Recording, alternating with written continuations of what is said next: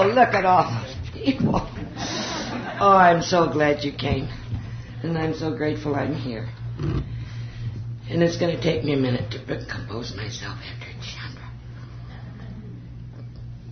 That was my child you heard up here.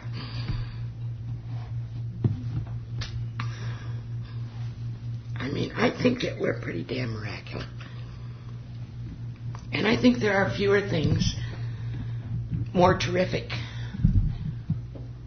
than an alcoholic in recovery. But the real miracle is Al-Anon. Do you know that?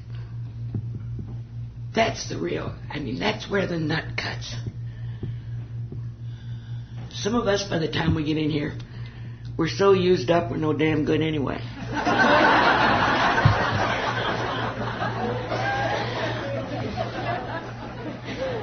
When I got here, there were parts of my body that were 102.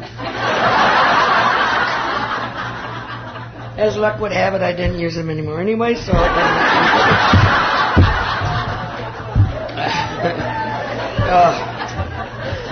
Yes, I hope we'll laugh this afternoon. Because I think we're a big joke to tell you the truth. I need to introduce myself. My name is Babs Black, and I'm a grateful, recovering Al-Anon. Oh, hi, everybody. I'm so pleased to see that the Al-Anon program is alive and well in Iowa. I don't know what the hell it would take to stomp it out. I can't imagine. I wasn't kidding when I said that meeting in Des Moines was very powerful for me. I don't know what is so attractive about us, and yet I really do. Sometimes you'll see groups of old friends that have what we have. But we're old friends the first time we meet, aren't we? Because we understand. I love what Bill said, that we were like survivors of a shipwreck, yes. Yes, we all know where each other's been, so it's not necessary to go through that litany. I know where you've been, whether you're Al-Anon or alcoholic or Al-Anon. I know, so we can start way ahead of the game and get to know each other. And it takes us, about 4 minutes? And that chemistry, that thing, it's so alive here at this assembly this weekend. I see knots of people all over. I don't want to interrupt them. They don't have to take me in their group. I just want to go stand beside them and eavesdrop. And I hear love in their voices for each other. This thing we got going with this bird over here, he doesn't know who he's messing with.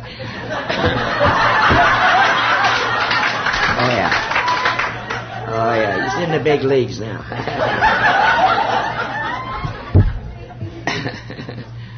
I love that. It has given me life. By the way, speaking of those people, are there any alcoholics, any sober members of AA in the room? Oh, my God, we're almost outnumbered. I didn't know if you let the enemy in or not,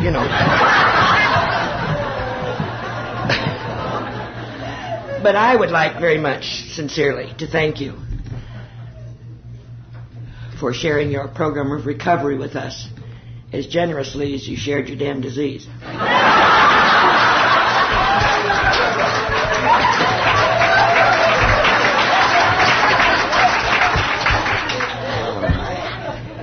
Oh, my. I bring you greetings from Blanche and Gracie. I really don't. I just want you to be impressed with the kind of people I hang out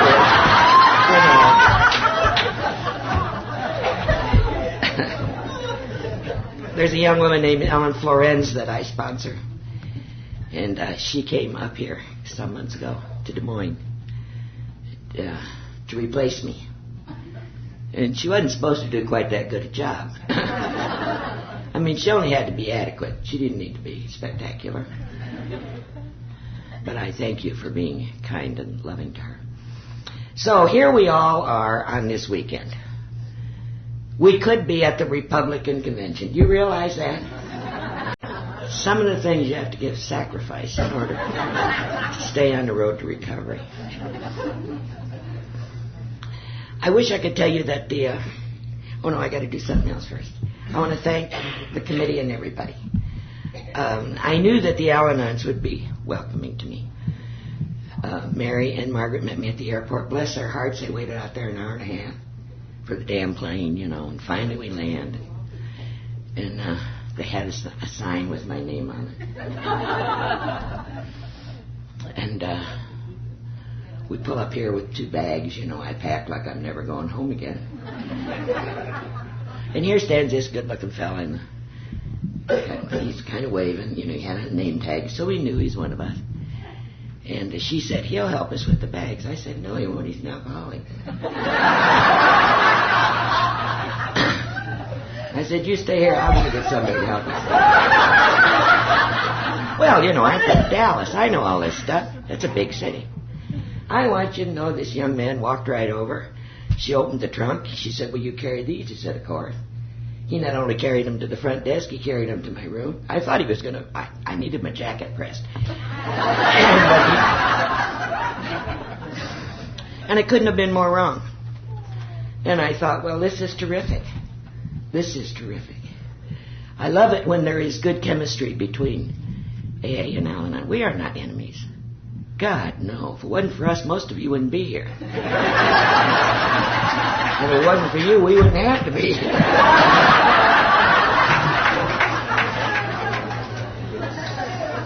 So I thank the committee for asking me. I have a huge basket of fruit. And Larry, did you get 2 dozen roses? Where is Larry?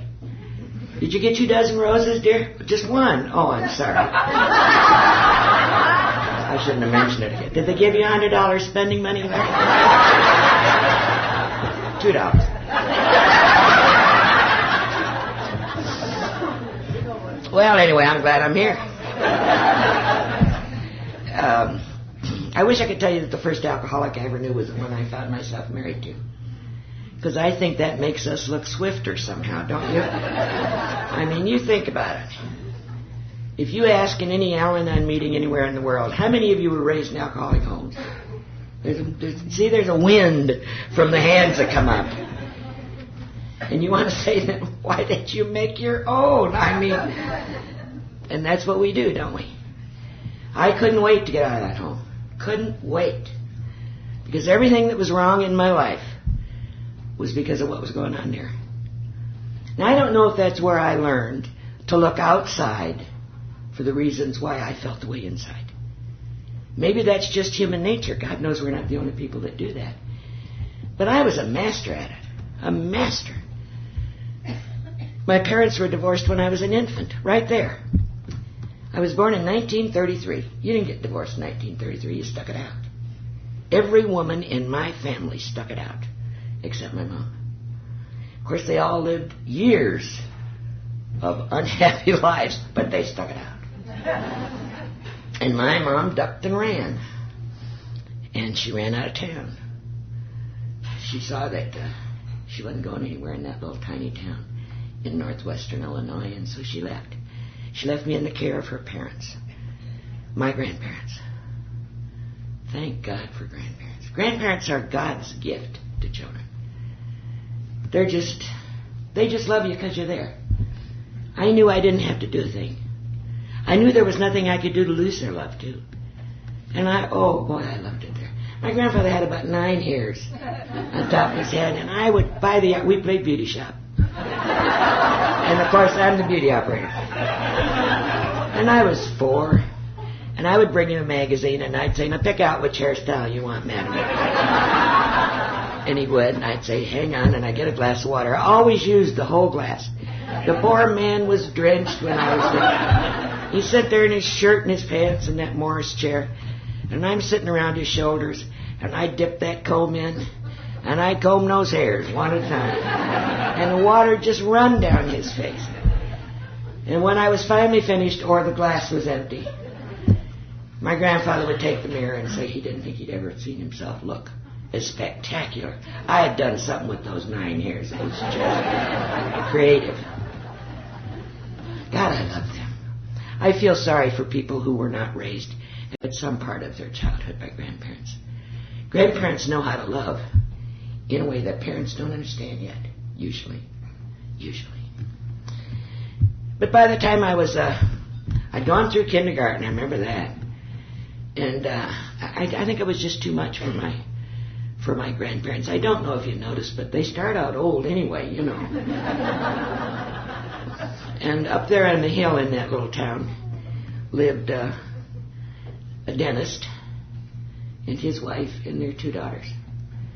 They had a black cat named Smokey Joe and a white Samoyed named Teddy. The house was a story and a half. The woman was the most beautiful I ever knew. She remains so to this day, even though she's no longer with us. She was the kindest, most beautiful. And the man, oh, let me tell you about the guy. He had black hair that he parted down the middle. He had a full mustache. And out of his collar, these hairs would kind of bunch up, you know, and tidy. I'll tell you, to this day, I'm a sucker for body hair. I mean, this guy over here with the beard, I'm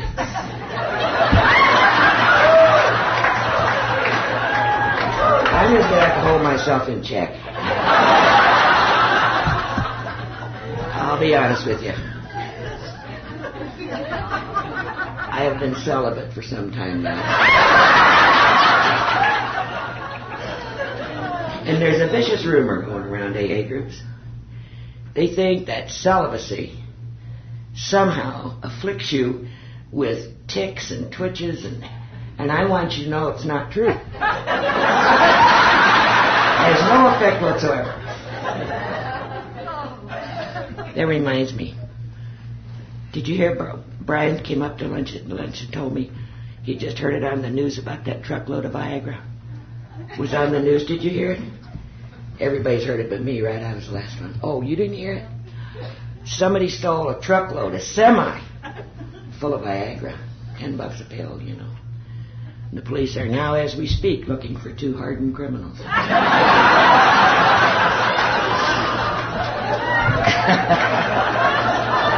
there he is. I credited you, Brian. Next time I tell it, I won't mention your name. Anyway, this guy, this hairy guy, he was a dentist in that little town. And he was at the height of his powers, you know.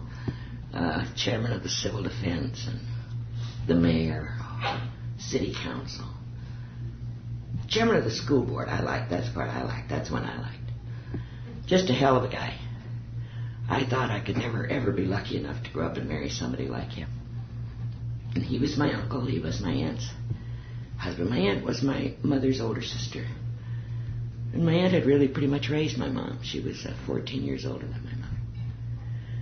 And so they had a strange sort of closeness. And when I said I wanted to go live with them, I was welcomed with open arms. I could never, ever repay the debt. And they always made me feel welcome. I don't remember. These 2 girls were a little older than me, Jackie and Jill. And Jackie, well, her favorite, well, I won't tell you what she used to call me. They're children present. And I'm sure they haven't heard words like that. Jill was very kind to me, and Jackie was the protagonist. But not really. If anybody ever picked on me, Jackie was like my older brother. And I would go home to Jackie, and she'd just go beat the ever-living hell out of him. There wasn't a boy in that little town that wasn't scared of Jackie. And I'd just to threaten with her. You know, I'd say, you do that, I'll tell Jack, and they would back off. Today, she and I are the only 2 left of that family. And she means a lot to me. Anyway, I got to go live up on the hill. It's terrific. And it was everything I thought it would be. We had our own gang up there. And we stuck together through thick or thin. You know how that is. It was terrific. It was a great place to grow up. And I don't regret any of it. I loved it. But by the time Jackie and Jill had grown and married and left the house, and there were just my aunt and uncle and I there, I became aware that something was going on. I didn't know what it was called. I didn't know what it was. But something was going on. my uncle had helped bring the moose to town. You know, when I talk in the South, I have to explain what the moose is. They call it the VFW down there. But in my little town, it's called the moose. That's so you can join and drink with your own kind. You know, you don't have to hang out with the riffraff or anything.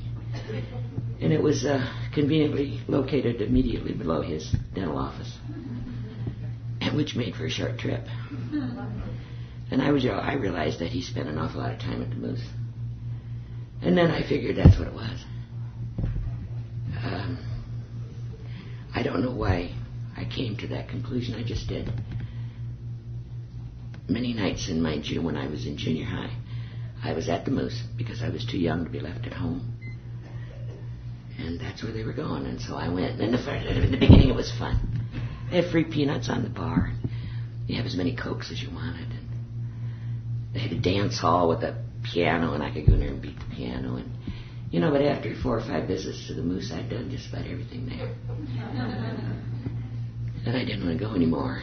And of course, that wasn't one of my choices. And I began to resent the moose. And I began to resent the people that stood at the bar. And I began to resent the way I felt. I'm telling you this because I don't... You know, sometimes some of us believe that when we go out and find our very own alcoholic, it's as if we're just squeaky clean. Oh, honey, I was an accident looking for a place to happen. I had already gotten that love-hate thing about my uncle that most kids in alcoholic homes know. The other kids would make snide remarks about him, and I'd defend him. And then as soon as they were gone, I'd hate him because he had embarrassed me. And, oh, God. And my answer was to go away, to go into school. So my aunt and I went in to Chicago. We went to Carson Murray Scott and shopped for my college wardrobe. I wanted to make a good impression. I was coming way off in the wilderness of Texas. It seems they had a state university, and they offered me a deal so I wouldn't have to pay out of state tuition. And based mainly on the fact that it was so far away, I decided that's where I would go. So I found myself one afternoon on a plane going to Austin. That time the airport was a Quonset hut, if you can believe that. And I had dressed very carefully for that campus debut. I had on my... I'd scouted 17 magazine just to make sure that I knew, you know, what was in. So I had on my little matching cashmere sweater set. You remember that? Those are coming back. Yeah. Little cardigan, and underneath was that little short sleeve sweater you bought about 4 sizes too small, so your boobs just fought to get out of there. And then I had on my fully lined Scottish wool pleated skirt and my matching cashmere socks. And my little Basswegians with the tassels. Oh, I was precious. I could hardly keep my eyes off myself. I mean, when I hit that campus, they were going to know that somebody had arrived. And the plane landed, and I walked down those steps, and it was 165 degrees. And by the time this rickety cab got me to the dormitory, that little sweater had shrunk up, so now my belly button's sticking out. I'm a big ball of sweat. I made an impression. I hadn't been there long when I realized I was like a fish out of water. I knew I could never fit. I don't know whatever possessed me to think I could assimilate myself with these people. I was from the Midwest, and everything we did was in a hurry. I always started early. I always arrived early. I ran like hell to get there. I said I knew where I was going, but I wasn't going to be late. And these people talk slow, and they thought slow, and they walked slow, and they were slow. It was like we were in molasses, and and I knew I'd made a horrid mistake. I had to go to a freshman mixer at the gymnasium there, and it was just like I thought it was, about like 8th grade for me. I walked in, and here's all these guys lined up along this side, digging their toe in the floor. You know how they do. Kind of doing whatever it is they do when they have their hands in their pockets. And here are these girls all lined up over here in their poodle skirts and their little ballerina shoes. And they're fixing their lipstick that nobody has damaged, you know. And the music's playing and nobody's dancing. And I was not surprised. I was not surprised. Oh, I was so sophisticated to be wasted with these children. And I came up on stage to get myself a glass of punch. And once I got up there, that allowed me to take kind of a census. And this line of guys was about 9 or 10 times deeper than this of girls. This was 1951. The Korean War was winding down. Vets were coming home in droves from those womanless Korean jungles. Every last one of them were horny. And they were all headed for schools like the University of Texas. And I took a look at that. And I thought, you know, Barbara Ann, if you really put your mind to it, I'll bet you could adjust here. The only requirement for being a sex goddess in 1951 was that you be breathing in and out. And I will tell you, I am 64 years old, and 4 of the finest years of my life were spent on the 40 acres at the University of Texas. I loved every moment of it. I really, truly did. By the time I'd been there a while, I noticed that some of the better ones are getting picked off, and I believed I needed to get down to business because I certainly expected to be married before I left there, or at least engaged. I knew I'd never have a field like that again to choose from, and I needed to find somebody. And so I started looking. I was terrified of 2 things, divorce and alcoholism. And it occurred to me what I needed was a Roman Catholic who knew how to drink. I didn't know that was a redundant requirement at the time.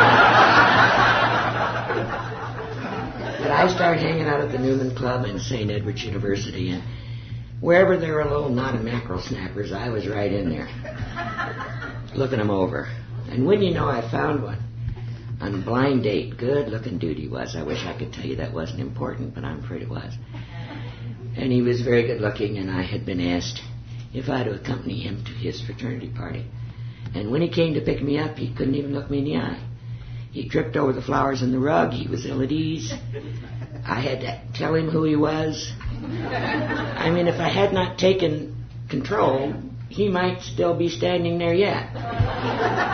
We're accused, you know, often of ripping the controls out of the captain's hand and taking over the steering of the ship. That isn't it. We happen to go into the cockpit and there's nobody home there.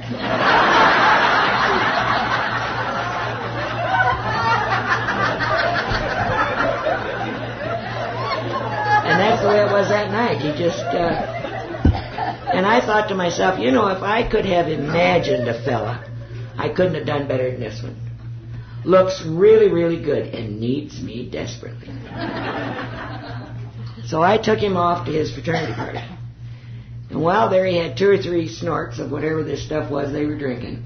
And I watched this magic take place. I mean, everything that the liquor ads say. In a twinkling of an eye, he was glib. He was very poised. He was Fred Astaire. He's dancing with everything in the place. I was the envy of every girl there. He never got drunk, per se. He just was terrific. And then he drove everybody home. And that night he said to me, by the way, I'm going to 6:30 Mass in the morning. Would you like to go with me? Yeah, well, why not? Of course, I didn't know there was a 6:30 Mass, but I pretended that I went there often.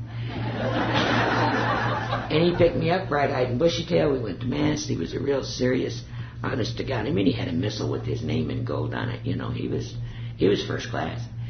And then we went to brunch, and he told me that back in his altar boy days, he had really aspired to the priesthood until somebody explained celibacy to him. And I thought to myself, my cup runneth over here. I mean, you think about it. I got a hot-to-trot, almost priest who knows how to drink. He'll never be alcoholic. He'll never divorce me. What more? And so I went after him in earnest. And I got him. Took me a while, but I got him. And one Saturday morning, at St. Anne's Cathedral in Houston. We were married by 2 priests, his and mine. See, now, that ought to give you a little hint that perhaps I hadn't thought this thing quite through. In my mind, once we married, once those magic words were said, he would become my willing pupil. And I, of course, would lovingly lead him along the right path. Never occurred to me that it would be any other way. And he would never come to class. I mean, I couldn't. Yeah. And I tried everything. I can't tell you. You know, I mean, I think one of the most... I heard an alcoholic described once, and I love it. So an alcoholic is someone who has everybody's attention, and nobody has his. Aha. And I know the most unique ways to get an alcoholic's attention.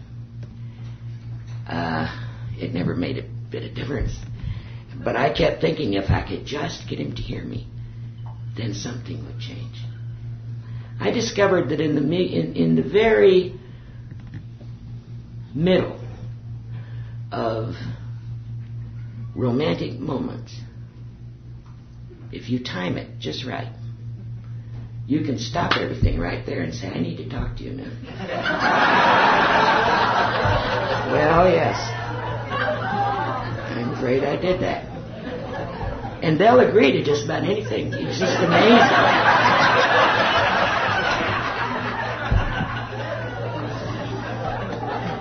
But whatever the problem, things were not going my way. And then I realized what it was. We didn't have any children. I mean, he acted as if we were still dating, and in a sense we were, I guess. Well, I mean, we had a cat. That doesn't count. So we needed children. And I began for what for me was almost a life-threatening condition of continual pregnancy. I used to wake up and I'd have a belly and I'd have to lay there and think, no, wait a minute. Am I going to have one or did I just have one? I couldn't keep track. I left children and didn't miss them, you know. I mean, unless you put numbers on them, truly. And then you realize a number's missing. I've had them gone for half a day, and it's only when I set the table and nobody sat down there that it occurred to me.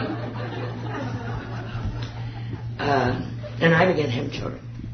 And we had a little girl, and then very quickly had another little girl, and we had another little girl, and there were changes. I developed diaper rash, went all the way up to my elbows. I didn't sleep, ever. And I had not sat down hard on a chair for almost 4 years. And doubted that I ever would. There was no change in him. It seemed like all the changes were in me. And then we were transferred to San Antonio. My family thought maybe it was something in the water, you know, there. So they had hoped at San Antonio I'd be better, but I was already pregnant when we went up to San Antonio. And while I was there, I got a doctor's name out of the phone book because I couldn't breathe. I was having trouble. I mean, the baby started about here and went right down to my knees. And something was different about this one. Go to a doctor. He says, can I take a picture? Yes. He said, come in, sit down. Mrs. Black, I think there are 4, possibly only 3. And I said, babies. He said, yes. And the only way I can share with you honestly, I thought is just I was pissed. I had always thought of these as God's blessings. That's how I passed them off. I said I was grateful for everyone. And now they're coming in litters and I just didn't like that.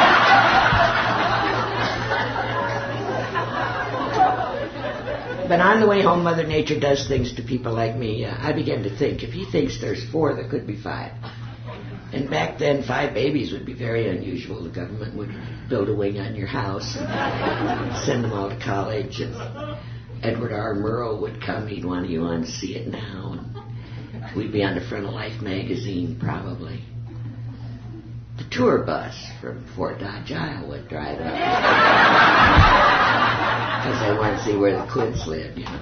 So I'll tell you, by the time I got home, I was really excited. I couldn't wait to give the news to Father Dion. And I walked in. He was babysitting the kids. I could see him locked out there in the backyard. And I walked in, and there he stood at the mantel. He'd had just enough beer, you know, to hold himself. so that he'd do all right with the kids. Alcoholics won't understand this, but I think some Al-Anons will.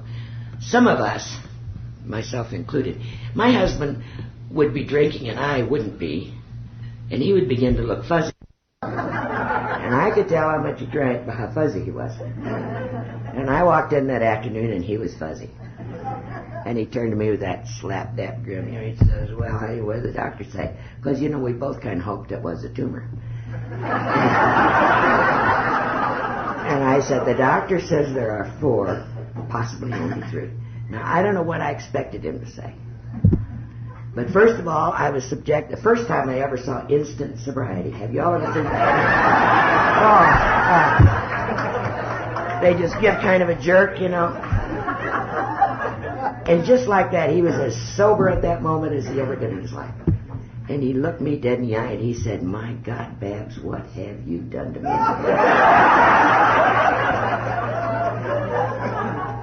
And I felt guilty, I felt guilty. And in a few weeks, the babies came. And there weren't 4 or 3, there were only 2. And they were over 2 months premature. They weighed 1.5 pounds and 2 pounds, a little boy and a little girl. In those days in San Antonio, they had the lowest birth weight of surviving babies. And that was a really bad time with those babies in that neonatal nursery and my having no control at all. And I prayed. I made deals with God. Never occurred to me to say, God, let me know what your will is for me and for those babies. And give me the power to carry it out. That would never occurred to me. I knew what God's will was. It was that those babies live. That was God's will. That's what I prayed for. And if you'll give me that, God, I'll do all sorts of stuff that'll just really amaze you. And the babies lived. Today they're 37, I think. Our son Clay is a sober member of Alcoholics Anonymous in California, and his twin sister Christy is an artist and has one of the most beautiful little girls I've ever seen, named Annie Rose. Both of those children are hale and hearty and healthy. So the world is full of miracles. We were soon moved from San Antonio back to Houston, and I got pregnant again and delivered a little boy named Timothy Patrick. Tim was the end of the line. My doctor said, that looks to me like your uterus is in a bad way, and I said, you got it, Henry. And when Henry left, he had my uterus in a mason jar, and I haven't missed it since. That meant that we had 6 children, and the oldest was not 7. Yes, I know I ran a little ding-dong school there. Somewhere in there I kind of discovered I didn't like children very much. My husband had gotten a traveling job, so he's gone Monday through Friday, and I'm having a affair of the mind with Captain Kangaroo. A lot of those years are erased to me. But suffice it to say, I was 37 years old before I had a bowel movement in a room by myself.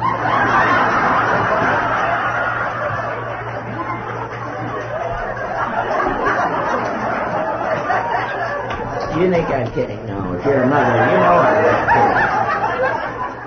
kidding. It made no difference what hour of the day or night I willed my turn in there. I would no sooner get seated with my Reader's Digest and my cigarette and my cold cup of coffee when a little voice would say, Mrs. Black, and I'd look up, and it usually wasn't one of my kids, it was a neighbor kid. Why are the clouds white? And it would occur to me that if I brushed that child off, he might be scarred for life. And he was 3.5, and so I'd begin to explain to him about the angel wings and the clouds and some other garbage I dreamed up, and in a minute his little brother would come in with his thumb in his mouth and his banky, and he'd want to hear too, but he'd want me to hold him on my lap. And then one by one the kids would desert Captain Kangaroo and just all come in where the action was. And I'm certain that as we sit here this afternoon, there are adults lying on psychiatrist couches, trying to explain about that woman lived up the street that he's taken in the bathroom. We finally ended up in Dallas, and my husband's alcoholism was such that the more he drank, the more successful he became. I kept warning him, you can't work only on Wednesdays, Clayton, and get anywhere. And of course, he only worked on Wednesdays, and he just went kaboom, just terrific. We were making more money when we moved to Dallas. Built a brand new house. I mean, you'd have thought we had it. We had that station wagon with the wood on the sides, and he had a car, I had a car, brand new house. 6 absolutely, physically beautiful children. We had a sailboat. You need a sailboat in a port city like Dallas.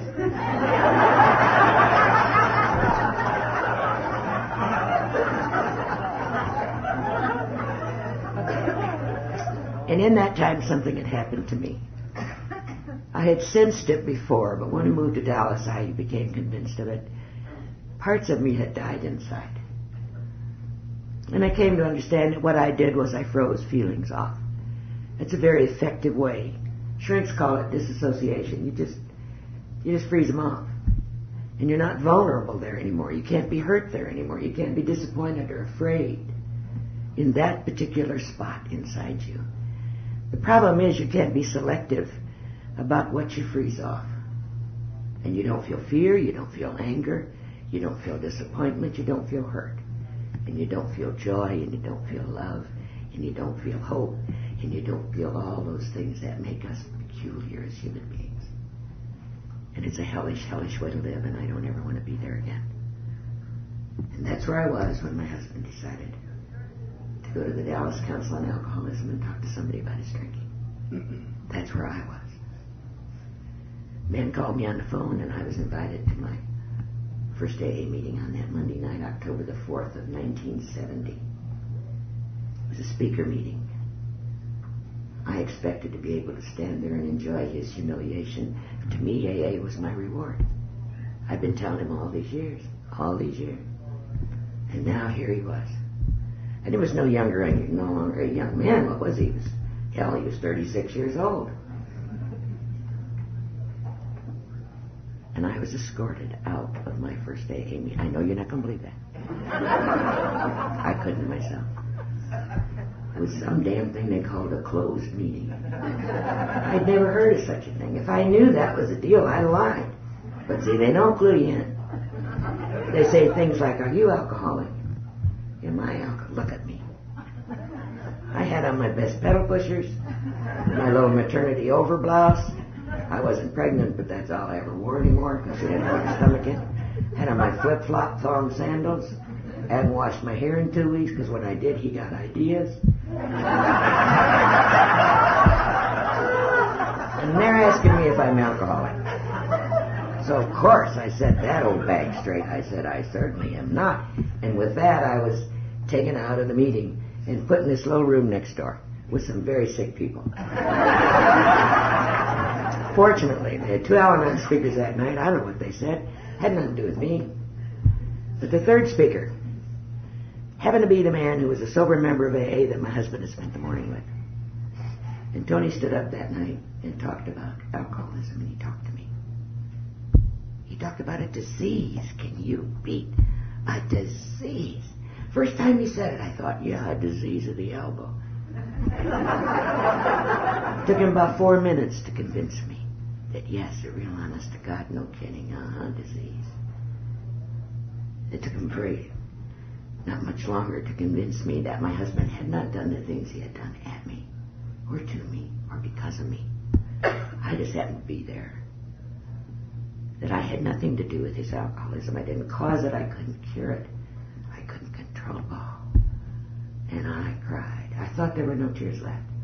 I cried that. They finally went and got my own box Kleenex because I had snot all over my arm. My arms were sticking together. It was just... I'm not pretty when I cry. Every hole I have runs something, and it's... And I just went and got a box Kleenex and handed it to me. And that was my beginning on this road to happy destiny. Thank God my children were coerced into going to Al-Anon. They told me that there was an Al-Anon meeting on Thursday night and I should bring our 2 teenage daughters, and if I didn't, neither my husband nor I could ever come back there again. Now to this day they lie. They say they didn't say that, but I heard it. I know what they said. And I went home and I grabbed those girls. They didn't want to come. They didn't want any part of it. After the first meeting, they didn't want any part of it. Second, they didn't take to it as quickly as she did. They hated it. They gave me horror stories about it. Of course, those meetings were closed, too. I couldn't go in. God knows what those children of alcoholics were doing to my little precious girls. And I had agreed that they would go to 6 meetings. By the 5th, he is 5 weeks stark raving sober. I've dragged them now. I'm taking them to their 5th Al-Anon meeting, and I've had it up to here. I'm going to Al-Anon meetings, and they keep telling me to be good to myself. I thought, I don't think this is how you be good to yourself. And so I reneged on the deal. I told God that night, I'll take them tonight, but I'm not taking them to 6 meetings. Terrific thing happened. God came just in time. Has he ever come too early or too late for you? No. Right on the money. As soon as I said that, I heard Kathy yelling to her sister Julie, Julie, you better hurry up with your hair. We don't want to be late for the meeting. Now, I wish I could tell you that they had Al-Aton's message. No, they didn't. There were 5 really good-looking guys that joined the group. I'm one of those who believes it doesn't make any difference why you're here. I don't care why you go to meetings. I would hope that it was for what I think are the right reasons, but for whatever the reason, if your hind end isn't in the chair, you're not going to hear it anyway. So the first trick is to get your hind end in the chair. And those boys got my daughters hind end in the chair until they were able to hear. And before I knew it, the Al-Anon was a rite of passage in our home. I am so grateful to that man that talked at my first Al-Anon meeting. If any of the sober alcoholics in this room are ever privileged enough to be asked by an Al-Anon or an Al-Anon group to come and share your experience, strength, and hope, please tell them yes. You owe us that much. And many of us cannot hear except from the horse's mouth. And I was given a lot of horses' mouths in that group. I had access to every sober drunk there. I am to this day eternally grateful for them. That meeting ended at 9 o'clock and I'm next door. I want to drill them. I want to know if they did what he's doing. Because, see, I have to separate out what's alcoholic and what's just SOB. And they were patient with me. I think if I had said to them, did you ever murder 4 of your children? Whoever I snagged would have said, oh, yes, several times. Because no matter what bizarre behavior I would describe, they'd already done it. Oh, yeah, for years, And I know now they were putting me on, but they were so kind and so loving to me. And one day he was celebrating a year, and then he was celebrating 5 years. And all the kids were in Al-Anon. The house was full of people just like you. It was my favorite time. My favorite time. We had drunks sobering up in the back room, and Al-Anons running away or coming back home. And Al-Aton's running away. Gracie had started sponsoring our Al-Anon group. She raised my children. I wasn't grown up enough to raise them. But the program was, and Gracie was, and I'm grateful to her. My husband's parents came to live with us. Boy, that was a kick. He and I are both only children, and Dad built a garage apartment above our house. And I remember my mother-in-law had a mouth that was her weapon, was the mouth. And I said to my sponsor, I can't handle it. I just can't handle it. Everybody said, why don't you ask God for help? She was always odd that way. And I didn't, what could God do? I mean, they're moving in tomorrow. But, you know, to do all sorts of weird things just to assuage your sponsor. So I asked God for help, and my mother-in-law had a stroke.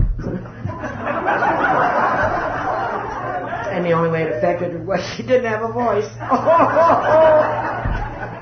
Now, when I tell you I met that moving truck with open arms, I really did. I mean, I was glad to see her. Terrific. Because she was disarmed. And it took me, I don't know, a year, maybe 2, began to do a 9th step for her that I would never have been able to do if she had been able to utter a word. But she couldn't. And because she was disarmed, the program helped me see her as a human being who was very ill. And I am so grateful today that I did the active business of that 9th step, so that when she died, the playing ground was even. Nobody owed nobody nothing. We were 8 years in the program. My husband told me he wanted a divorce. I've been come to 8 years worth of meetings, and the first words out of my mouth were, "No, that's not what you need."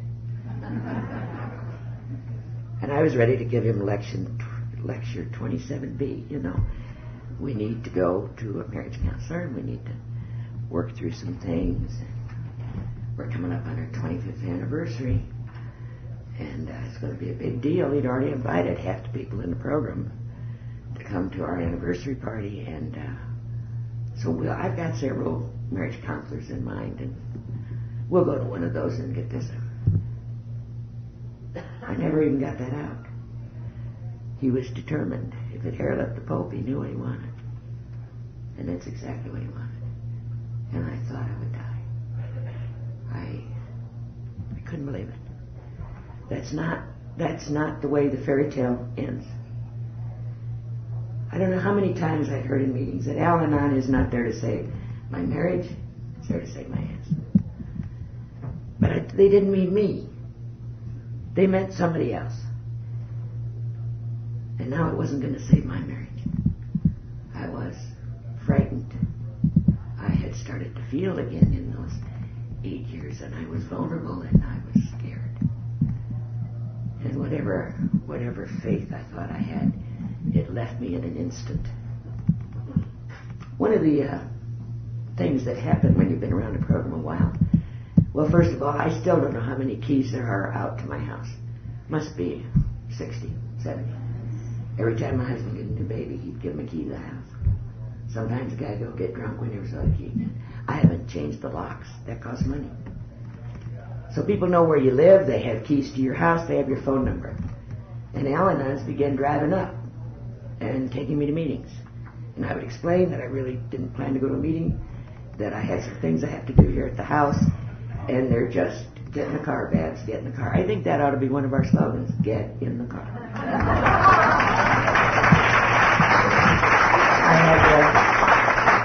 And the Alateens did the same for our children.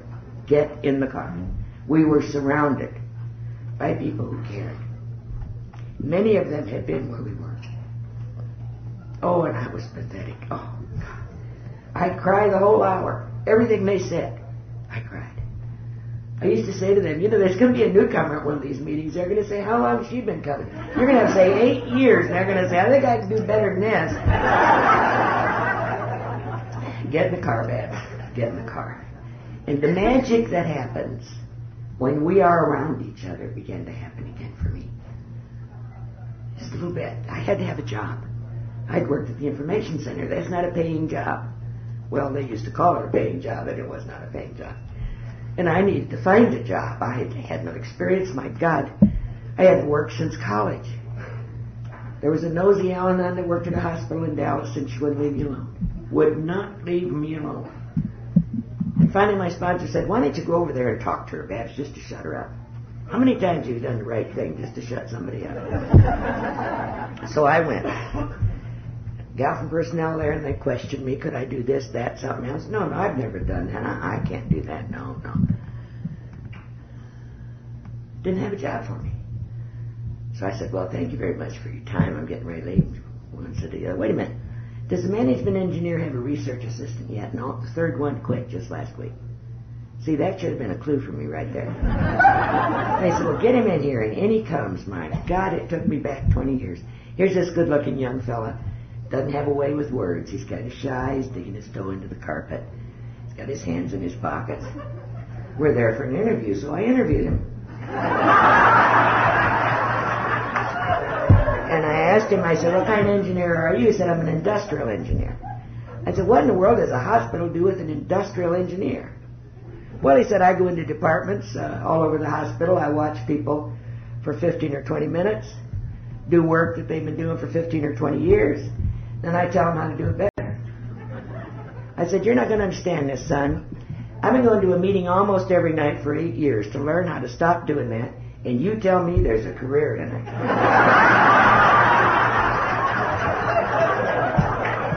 And then he said those magic words. He said, I need you. And I said, I know you do. He said, can you be here at 8 in the morning? You betcha. And I went home, I got on the phone, I called my father-in-law. See, my father-in-law loved me the way my grandparents did, just because I was there. I never had to earn a thing for that. And I called him and I said, Dad, I got a job. Of course you did. How much does it pay? Well, we didn't talk about that, Dad. I said, don't worry about it. Don't worry about it, and I didn't worry about it. That was 1978. I will, with God's grace, be able to retire from there next year with over 20 years.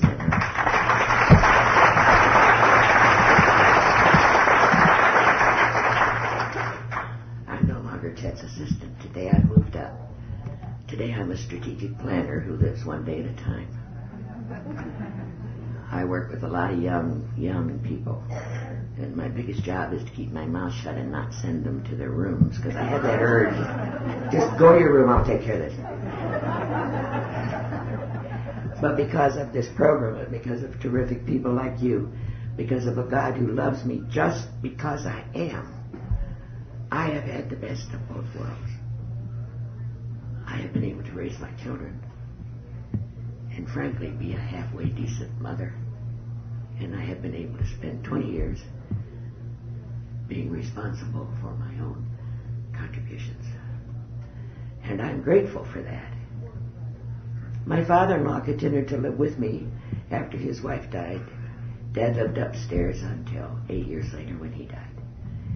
He was the man of my life. He volunteered at the hospital where I work. And 2 days a week, Dad worked in the radiation oncology outpatient center. He was then in his late 80s. And if you asked him what his job was there, he would tell you that he was there to help the old people out of their cars. The truth was he was looking for a rich widow who needed help with her portfolio. And although Dad is Roman Catholic too, he didn't quite believe that I could only have one shot at marriage. He insisted that I start calling his son my first husband instead of my ex-husband. And he was forever scouting out for something interesting for me. You know, lawyers and people like that. He'd come home with names, sometimes with phone numbers. He and I had a deal that if either of us got lucky, we would leave our back lights on. And I want you to know that was a lot of years ago, and I think the original bulbs are still in the hotel.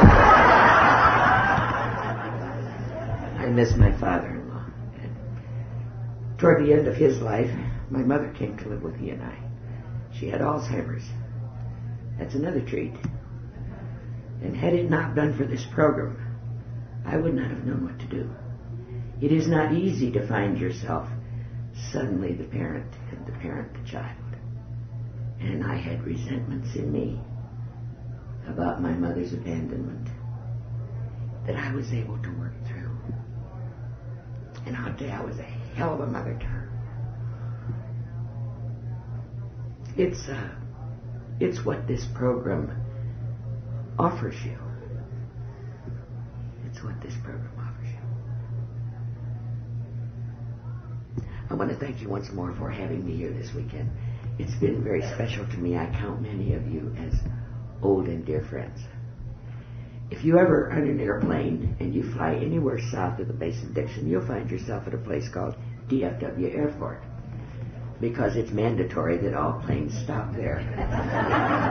You will also be delayed while you're there. And I don't live real close to DFW Airport. You'll probably be delayed a couple hours. Or perhaps you might make a trip to Dallas. Whichever the case, I'm in the phone book. My name is Barbara Black. I live on El Pastel. If you forget that, just call the AA Central Office. They'll give you my number. And if you'll call me, I'll come get you wherever you are. And I'll take you to a little group meets out in North Dallas called the Addison Group. Terrific, fine young people in that group. Most of them haven't suffered enough yet, but nonetheless, terrific. They're vibrant and they're hospitable and they're loving, and I would hope that they would be as hospitable to you as you have been to me here this weekend. We'll go to a hell of a meeting. If you happen to be the other persuasion, I'll take you next door. I don't know too much about the outfit over there, but, you know. And then after the meeting, we'll go out to a place like Denny's or something like that, and we'll order 2 cups of coffee and 1 piece of pie with 2 forks. And you and I'll sit there and try to figure out how to straighten out your group.